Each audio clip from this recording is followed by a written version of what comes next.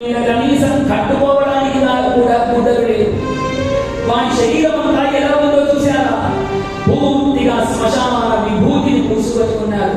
ఓ ఆభరణమా, ఒక కంఠమా, ఒక కడియమా, ఏం వేసుకున్నాడు? అన్ని సర్వాభరణములే విషంతో కూడినటువంటి ఆభరణాలని ఆయన వేసుకున్నాడు. చూడండి ఓ దేవతలారా, ఆ జుట్టు చూశారా? ఎన్ని రోజులైందో దుబ్బుకొని వట్టలు కట్టుకుపోయాయి ఆ శివుడి యొక్క జటాజూటం. కాబట్టి ఓ అందం లేదు, ఓ చందం లేదు, కనీసం ఒంటి మీద గుడ్డలు లేవు. ఎవరికి పుట్టాడో తెలియదు, ఎవరు తల్లిదండ్రులో తెలియదు. అలాంటి వాడు పోనీ ఈ స్వరూపంతో ఉన్నాడా అంటే ఉండేది శ్మశానము, శ్మశానంలో ఉంటాడు. మరి ఈయన ఆరాధించే వాళ్ళంతా ఎవరు? దేవతలు ఎవరు ఆరాధించరు. భూత ప్రేత పిశాచములే, భూత ప్రేత పిశాచములే ఈయనకు ఆలంబన చేసుకొని ఉంటాయి. అలాంటి వారిని నా అల్లుడిగా చేసుకున్నాను, ఇది నా కర్మ కాకపోతే ఏమిటి అని ఈ విధంగా అనేక మాటలను అంటూ ఉన్నాడట శివుడిని చూసి. అలా అంటూ ఉంటే నిజానికి మనం ఎవరినైనా రే గాడిద అని తిట్టేవాళ్ళు, నన్ను గాడిద అంటావా, నువ్వు అడ్డగాడిద అని అంటాడు. వాడు అడ్డగాడిద అంటే నువ్వు నన్ను అడ్డగాడిద అంటావా, మీ నాన్నగాడిద, మీ తాతగాడిద, మీ ముత్తాతగాడిద అంటే ఒక్క గాడిదకు వీడు అడ్డగాడిద అన్నాడు కాబట్టి ఎక్కడి వరకు వెళ్ళిందంటే అది ముత్తాత వరకు వెళ్ళిపోయింది. అంటే గొడవ జరగాలి అంటే ఇద్దరు సమవుచ్చీలై ఒకరినొకరు తిట్టుకుంటూ ఉంటే ఆ గొడవ బాగా పెరిగిపోతూ ఉంటుంది. కానీ ఇక్కడ ఈశ్వరుడు ఇన్ని మాటలు అంటూ ఉంటే ఇంకా అలాగే నవ్వుతూ అలాగే కూర్చున్నాడు. నిజానికి ఇద్దరు గొడవ పడుతూ ఉంటే ఈ మొదలు గొడవ పెట్టుకున్న వారికి అత్యంత కఠినమైనటువంటిది ఏంటి అంటే ఎంత తింటే వాడు నవ్వుతూ ఉన్నాడు అనుకోండి, వీడికి ఇంకా ఒళ్ళు మండిపోతుంది. అలా ఈశ్వరుడు నవ్వుతూ ఉంటే ఈ యొక్క దక్ష ప్రజాపతి ఇంకా ఒళ్ళు మండిపోయింది. నేను ఇంత తిరుగుతున్నా సిగ్గు చీము లేకుండా ఇలాగే కూర్చున్నాడేమిటి అని దక్ష ప్రజాపతి ఒళ్ళు మండిపోయింది. చూడండి, ఈ తత్వం మనకేం తెలియజేస్తూ ఉన్నది?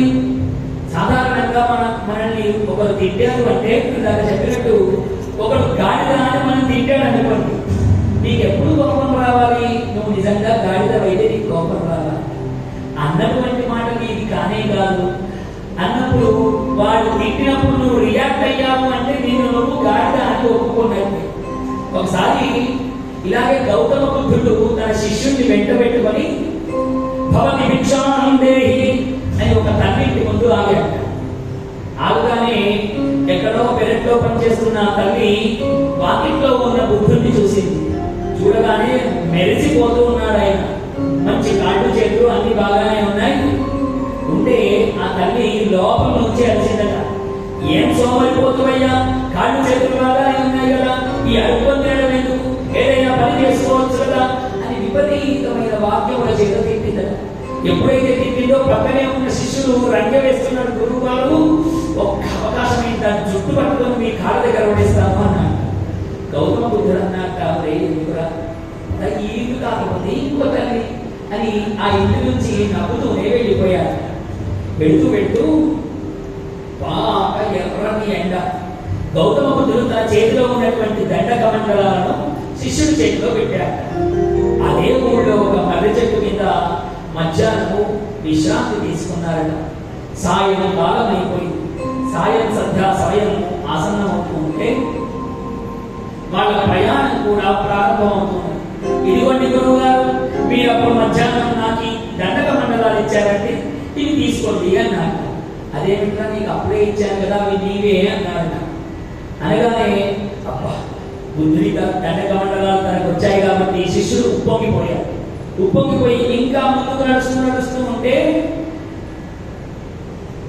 సంధ్యా సమయము ఆసన్నమైంది. అర్ఘ్యపాద్యాదులు విడవలసినటువంటి సమయము ఆసన్నమైంది. శిష్యుడిని పిలిచాక పిలిచి, ఒరే శిష్య, నీకు పొద్దునిచ్చానే నా దండక మండలాలు నావి నాకు ఇచ్చేయరా అన్నాడు. ఎందుకంటే నేను అర్ఘ్యపాద్యములు విడవాలి అన్నాడు. అనగానే శిష్యుడు అన్నాక, అదేంటంటే నాకు ఇచ్చేసారు కదా అవి నావి, మీకెందుకు ఇవ్వాలి అన్నాడు. అనగానే గౌతమ బుద్ధుడు అన్నట్టు, ఒరే నిజం చెప్పు, అవి నీవేనా? నీవి అన్న భావన నీకు ఎప్పుడైతే కలిగిందో నావి నాకు ఇవ్వడానికి నీకు అది చేత కావడం లేదే. అలాగే ఆ తల్లి అన్ని తిట్లు తిడితే నేను ఎందుకు ఊరుకొనున్నానో తెలుసా? ఆ తిట్టేవి నావి కాదు కాబట్టి అక్కడే వదిలేశాను. అవి నావి అని అనుకొని ఉంటే ఇప్పుడు నువ్వు దండకమండలాలు ఇవ్వడానికి ఎంత ఇబ్బంది పడుతున్నావో నేను కూడా అంతే ఇబ్బంది పడేవాడిగా అన్నాడు. అందుకని క్రోధమును మనకు ఎప్పుడు కలిగి ఉండాలి అంటే కోపము కూడా అర్థవంతమైనటువంటి క్రోధమై ఉండాలి. మనం ఊరికనే అరిస్తే ఆ అరుపుల వెనుక ఒక భావన ఉంటేనే అది అరవాలి. కోపము ఎప్పుడు పొందాలండి?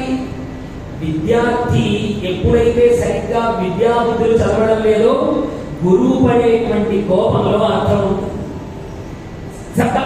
సరైనటువంటి సన్మార్గంలో నడవనటువంటి పిల్లలను దండించే తల్లిదండ్రుల కోపంలో అర్థం ఉంటుంది. ఎవడో అనవసరంగా మనల్ని తిడితే వాడి మీద మనం ఇంకా అరిస్తే ఆ కోపంలో ఎలాంటి అర్థము ఉండదు. దానివల్ల మానవ సంబంధములు దెబ్బతినడం తప్ప వేరొకటి లేదు. ఇదే మనకు ఈ శివతత్వం మనకు తెలియజేస్తుందండి. జయ గోపాల కృష్ణ.